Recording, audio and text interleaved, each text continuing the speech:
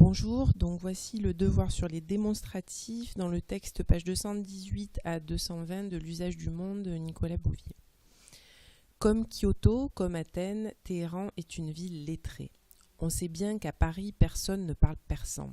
À Téhéran, quantité de gens qui n'auront jamais l'occasion ni les moyens de voir Paris parlent parfaitement français.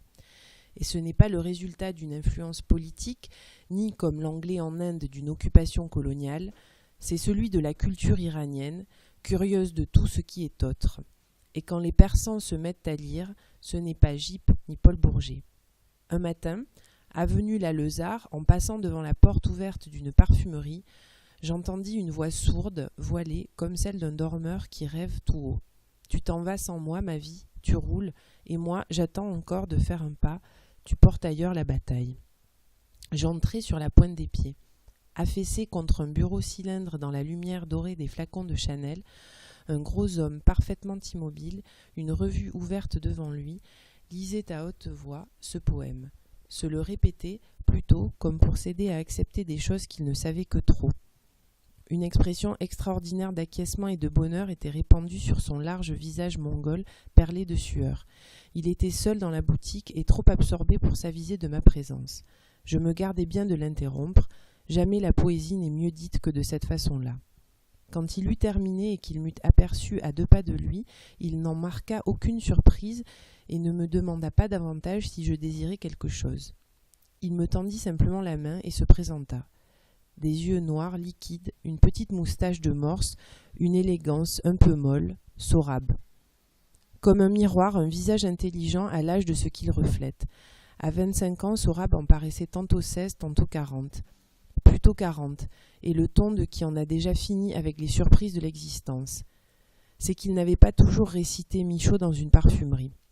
Il avait fait beaucoup de choses, Sorabe, et s'y était pris de bonne heure. À 16 ans déjà, lecture, noctambulisme, hashish dans l'entourage du poète Hedayat, où on l'acceptait malgré sa jeunesse. Aujourd'hui, Hedayat est mort. Il a ouvert le gaz dans sa mansarde parisienne, mais son ombre habite encore la jeune littérature iranienne. Il se droguait. Beaucoup se droguent. Il s'est tué, certains se tueront. Il aimait les fleurs funèbres, la gratuité, l'abandon, et vivait dans le sentiment de la mort et de la nuit. Ces épigones font tout cela. Dans le Téhéran policier de l'après-guerre, cette bohème quasi clandestine avait duré 5 ans.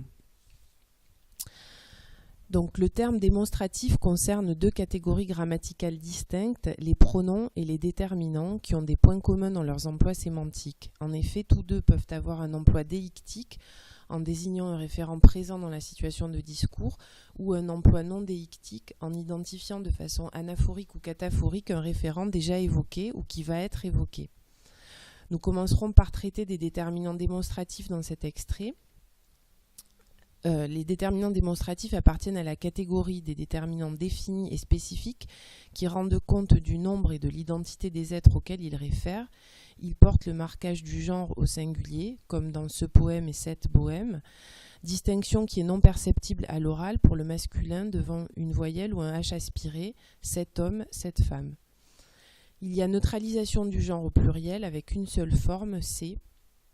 Dans le texte, on identifie la forme composée discontinue cette façon-là, qui correspond à l'usage contemporain, dont la tendance est d'employer uniquement cette particule.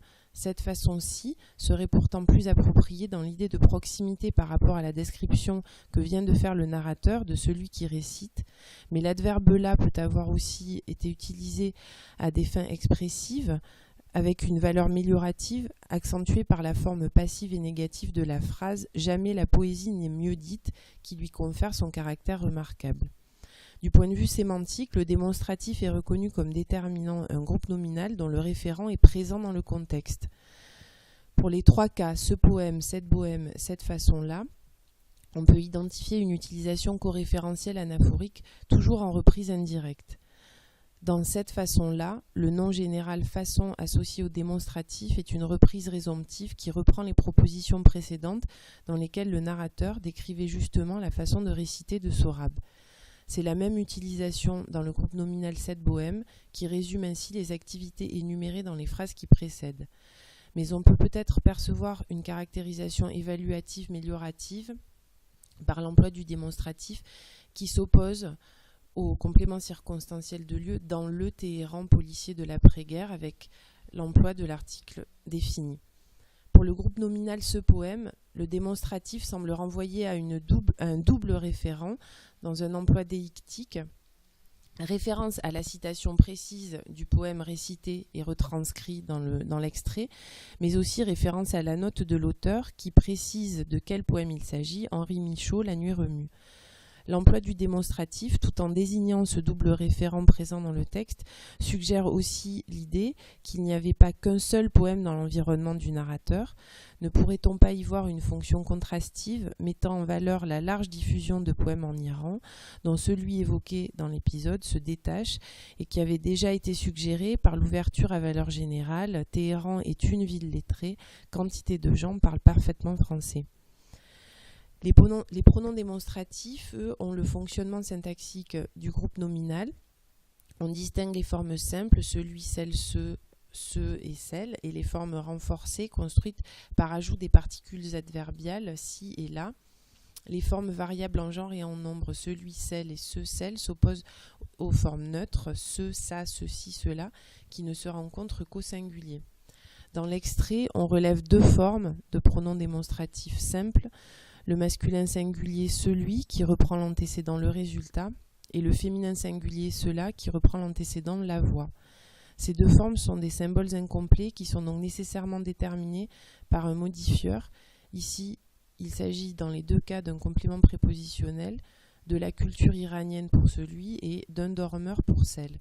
Ainsi, même si le contenu lexical, le genre et le nombre du nom antécédent sont repris, ces symboles incomplets modifient les déterminations à de nouvelles fins référentielles. On peut aussi relever la forme composée neutre, cela, dans l'expression presque figée tout cela. L'emploi est déictique et permet d'anaphoriser la série de propositions précédemment énumérées, dont le poète Hédayat est presque toujours sujet, comme pour créer, après cette énumération d'actions juxtaposées aux coordonnées, un effet de chute affirmant la valeur de ce modèle. Ces épigones font tout cela avec le pluriel de généralité et le pronom de totalité globalisante. Reste le cas de la forme neutre atone, ce, qui apparaît à 4 reprises dans l'extrait, 2 fois lié au tour présentatif affirmatif c'est et négatif ce n'est pas, qui permet dans les deux emplois de mettre en valeur le nom résultat, repris dans la phrase affirmative par le pronom démonstratif celui. Dans la phrase « c'est qu'il n'avait pas toujours récité Michaud dans une parfumerie », la tournure « ce » plus le verbe « être » donne une dimension d'emphase au contenu de la proposition qui crée alors un effet d'annonce sur les propositions suivantes, précisant les autres activités du personnage. Enfin, dans la construction « l'âge de ce qu'il reflète », le pronom « ce » sert d'antécédent minimal à la proposition subordonnée relative périphrastique. Le subordonnant complexe « ce que » est alors COD de la locution verbale « avoir l'âge de ». Dans ce récit de voyage, les démonstratifs peuvent avoir une importance particulière par leur emploi déictique, renvoyant à l'expérience directe et créant ainsi le lien entre le nomade et son lecteur. C'est cette complexité à la fois esthétique, affective et intellectuelle que l'on peut percevoir dans l'usage des démonstratifs dans cet extrait.